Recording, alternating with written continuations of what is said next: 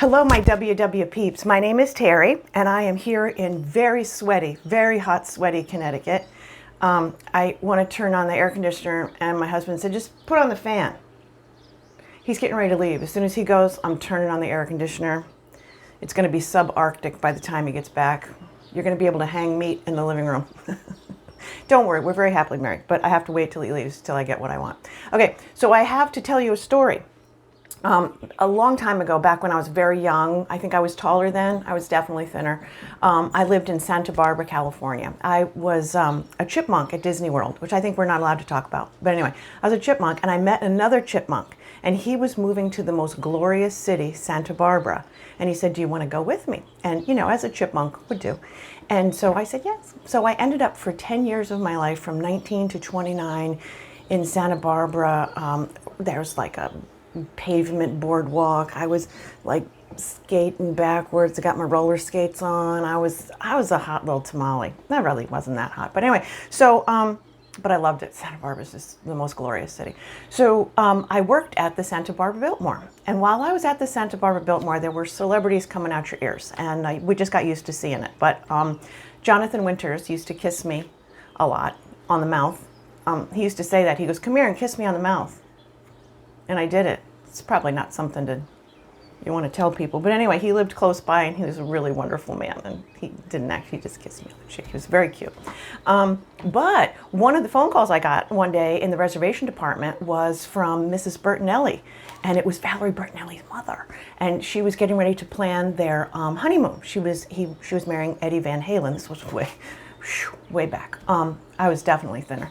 And so I was very excited because I love Valerie Bertinelli. So I asked her, I said, we can put some flowers in the room. And I got to pick the flowers. I got to pick her honeymoon room, and I got to pick the flowers. I had these huge white bouquets in the room. And when they checked out, it was a very unusual 5-day event. Normally, Santa Barbara, the weather is perfect. Everything's perfect about Santa Barbara, but it rained for 5 days. And when she checked out, I made sure that I was at the front desk, just kind of milling about, I just wanted to be around her.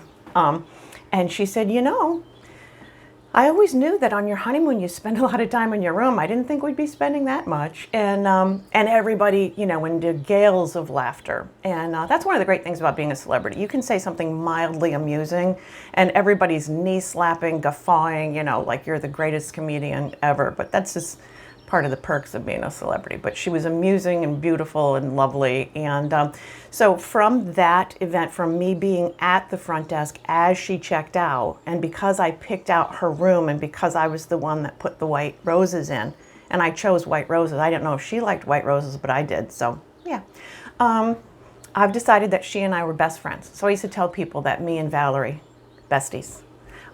She isn't who I am. But anyway, so the reason I'm telling you this is for two reasons. One, I'm bragging.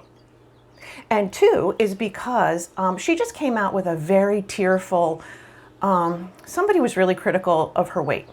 And one of the things that I saw, and maybe you saw too, and let me know, that absolute anguish, the anguish and the feeling was so authentic, and it was what we have all felt. And it's kind of like, lady, if you think that I wouldn't maintain a healthy weight, if I know how to do that, if I could do that, you think I wouldn't? And when people tell us, you're overweight, or you should do this, or you should do that, it's like, you think I don't know that? And I just was really, she's my best friend. So, and then a couple days later, somebody was critical of her about, I think she worked for some diet, I don't remember, because maybe we weren't close during that time.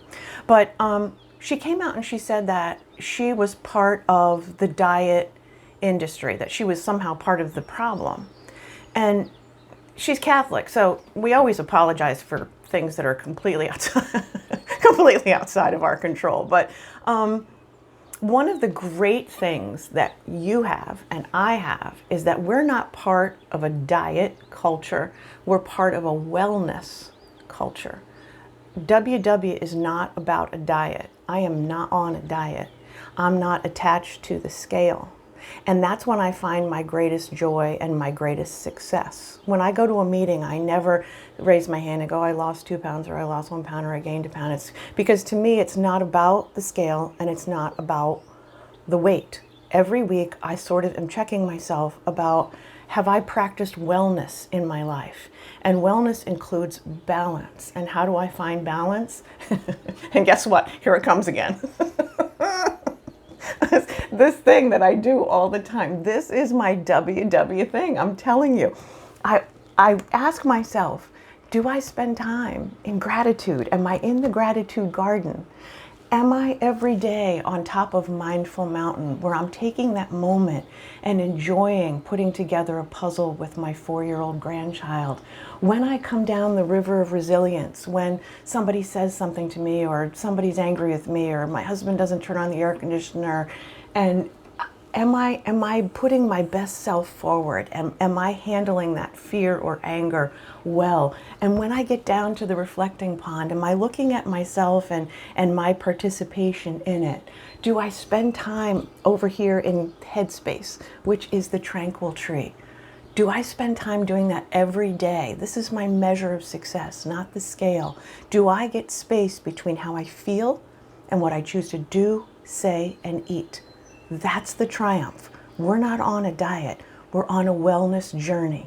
And do we spend time in the field of forgiveness, where we learn to laugh? Do I love, accept, and forgive myself so that I can love, accept, and forgive others?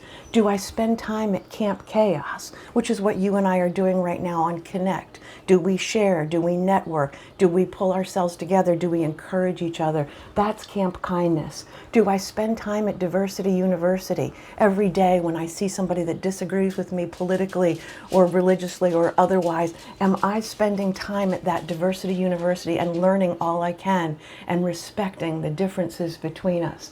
Am I making sure that I avoid Camp Chaos at Belly Acres Farm, where the monkey mind takes over and I feel guilt about everything? It's really about wellness and balance. We're not part of a diet industry or a diet culture. You and I are seeking wellness. And what I wish for you today is a really good air conditioner and also wellness. And I think I'm going to call my best friend. Actually, I don't have Valerie's number. I think she has mine because of the restraining order that she had against me. But okay, I hope that you are immersed in wellness today, and may your life be balanced. Love you guys. Bye. God, it's hot.